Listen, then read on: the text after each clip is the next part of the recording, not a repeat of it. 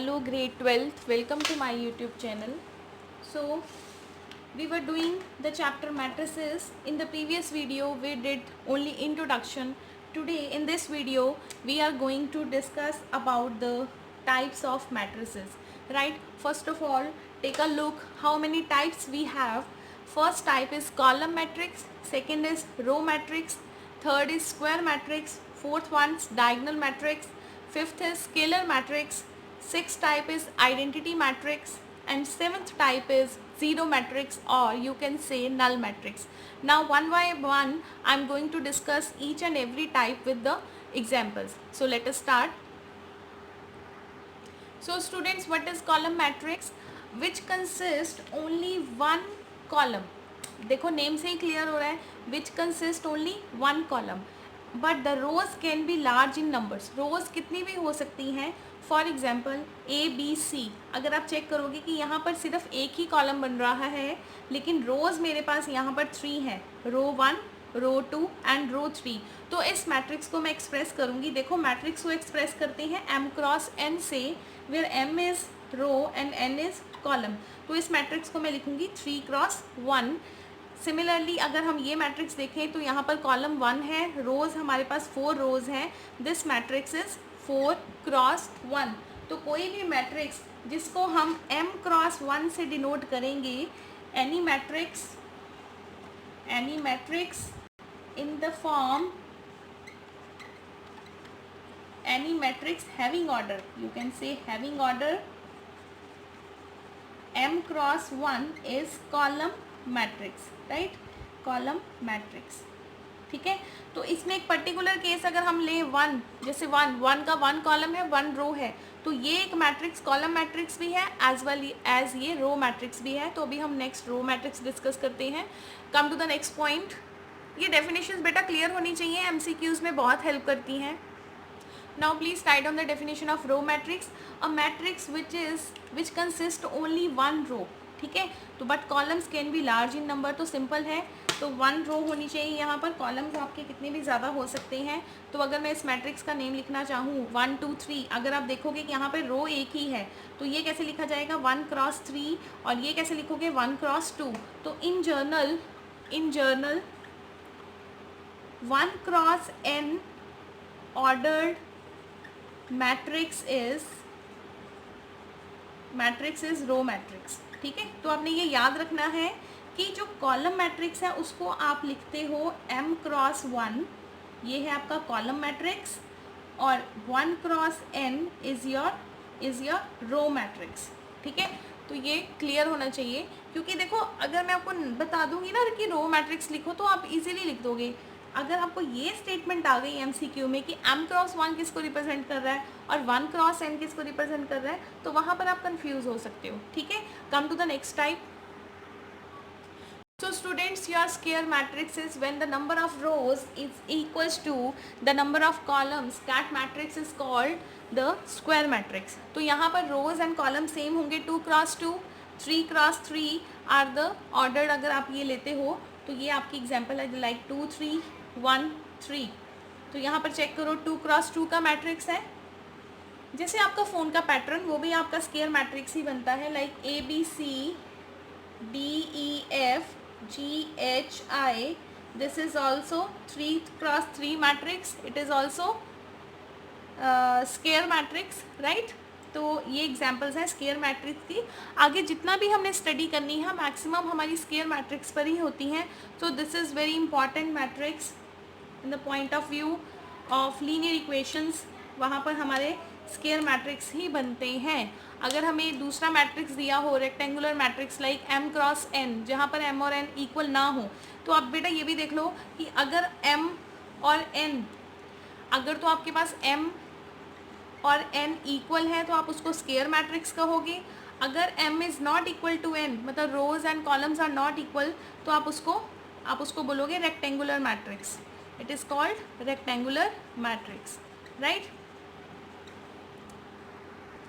तो किसी भी मैट्रिक्स को अगर स्क्वायर मैट्रिक्स है, जैसे मैंने कोई AIJ की फॉर्म में लिखा है, तो आप इसको इस तरह से भी लिख सकते हो m क्रॉस n, और आप इसको इस तरह से भी लिख सकते हो n क्रॉस n। यहाँ पर m और n तो सेम ही है, तो आप कैसे भी इसको लिख सकते हो स्क्वायर मैट्रिक्स को। This is quite very important matrix, diagonal matrix. तो काफ़ी बच्चे इसमें कंफ्यूज भी हो जाते हैं। डायगनल मैट्रिक्स क्या है? A matrix is said to be diagonal matrix if all the non diagonal entries are zero. सबसे पहले आपको ये समझना होगा कि नॉन डायगनल एंट्रीज होती क्या है। तो बेटा यहाँ पर मैंने एक मैट्रिक्स लिया है अल्फ़ाबेट्स का। तो अगर आप इसको चेक करो कि ये यहाँ पर डायगनल बनना चाहिए, जिसको हम एक प्रिंसिपल डायगनल बोलते हैं, main diagonal. Principal is the main person, है ना, किसी भी स्कूल का। सेम हेयर, जो सबसे बड़ा डायगनल है that is your principal diagonal. बाकी जो ऊपर वाले देखो डायगनल तो मैं कहूँगी ऊपर भी बन रही हैं, दिस इज ऑल्सो डायगनल, जिसको हम सब डायगनल्स बोलते हैं, सब प्रिंसिपल डायगनल। सिमिलरली ये भी डायगनल है, this is also diagonal, this is also diagonal, लेकिन वो छोटे डायगनल हैं। आपने सबसे बड़ा डायगनल लेना है। अब क्वेश्चन क्या है कि अकॉर्डिंग टू द डेफिनेशन कि नॉन डायगनल एंट्रीज आपकी ज़ीरो होनी चाहिए। मतलब कि आपका जो बी है वो ज़ीरो होना चाहिए, सी भी ज़ीरो होना चाहिए, एफ भी ज़ीरो होना चाहिए, डी, जी, एच, ये सभी हमें ज़ीरो होने चाहिए, तभी आपका वो मैट्रिक्स डायगनल मैट्रिक्स कहलाएगा। इन शॉर्ट मैं इसको ऐसे लिख देती हूँ, ए बी सी, बाकी सब कुछ जीरो। ये देखो सिर्फ डायगनल एंट्रीज है मेरे पास, बाकी सारा कुछ जीरो। और ये जो मैट्रिक्स होगा आपका हमेशा स्केयर मैट्रिक्स होगा। अब मैट्रिक्स नहीं लिखेंगे हम, यहाँ पे लिखेंगे a square matrix. Please write down, a square matrix is said to be diagonal matrix if all the non diagonal entries are zero. तो इसको मैथमेटिकली हम इस डेफिनेशन को कैसे डिस्क्राइब करेंगे? If A equals to A I J M cross N का कोई matrix है। अब बेटा देखो ए आई जे, तो यहाँ पर अगर हम इसको इस तरीके से लिखें, ए 1 1 1 2 1 3 2 1 2 2 2 3 3 1 3 2 3 3, तो ये मैट्रिक्स बन गया आपका 3 क्रॉस 3 का। वो कह रहा है कि जहाँ पर आई और जे इक्वल है, आई और जे इक्वल है मतलब 1 1 2 2 3 3, वो एंट्रीज नॉन ज़ीरो होनी चाहिए। जहाँ पर आई और जे इक्वल है वो एंट्रीज नॉन ज़ीरो होनी चाहिए। जहाँ पर आई और जे इक्वल नहीं है, जैसे देखो 1 2, I is not equal to J, ये एंट्री ज़ीरो होनी चाहिए।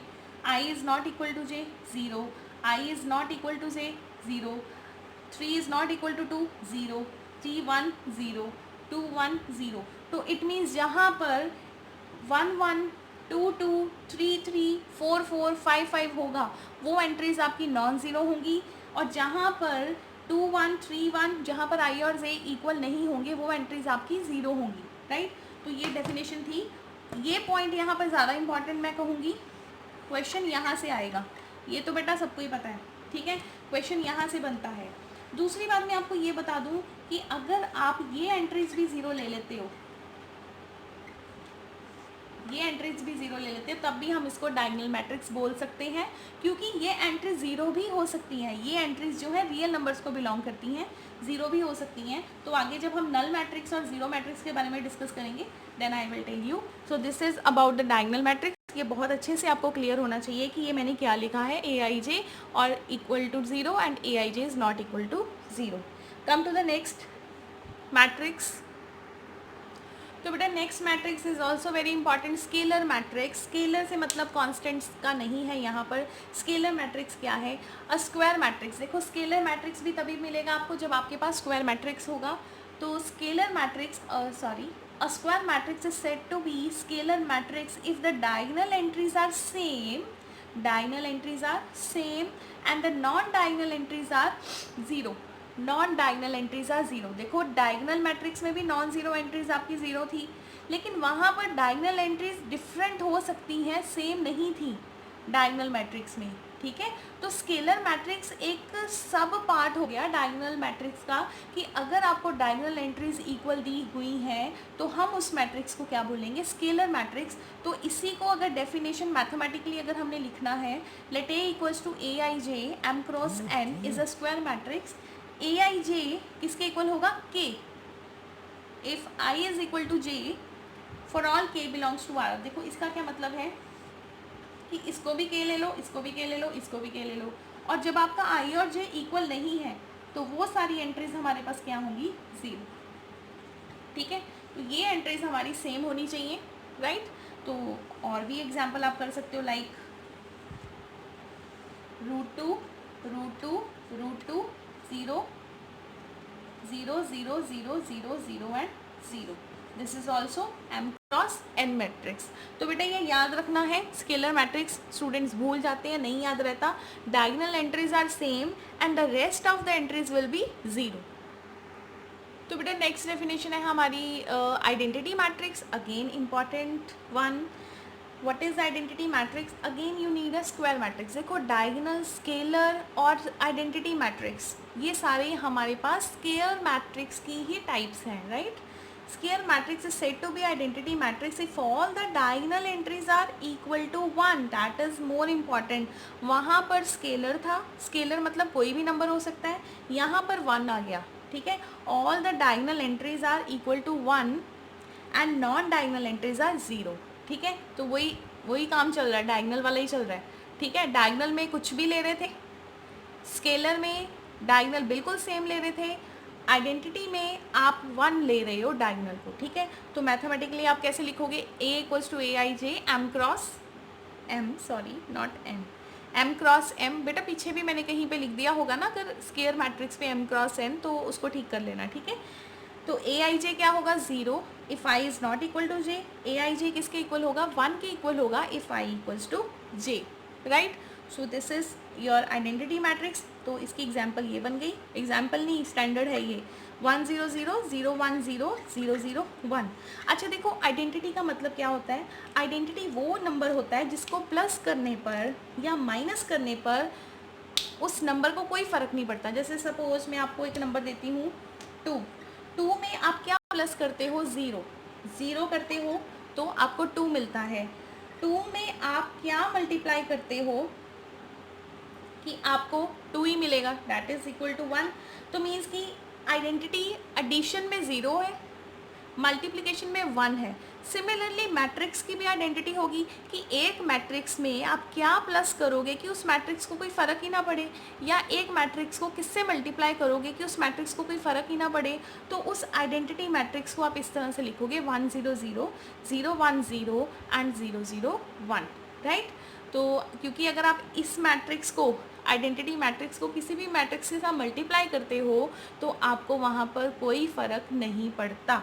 तो मीन्स ये आइडेंटिटी है मैट्रिक्स की, बहुत इंपॉर्टेंट है, बड़े काम की चीज़ है हायर क्लासेस के लिए, लीनियर अलजेब्रा जब आप स्टडी करोगे। Next type is, and the last type is zero matrix. A matrix is said to be zero matrix if all its elements are zero, ठीक है। तो बड़ा सिंपल सा है, सारे एलिमेंट ज़ीरो होने चाहिए और इसको हम ज़ीरो के साथ ही मतलब ओ के साथ डिनोट करेंगे।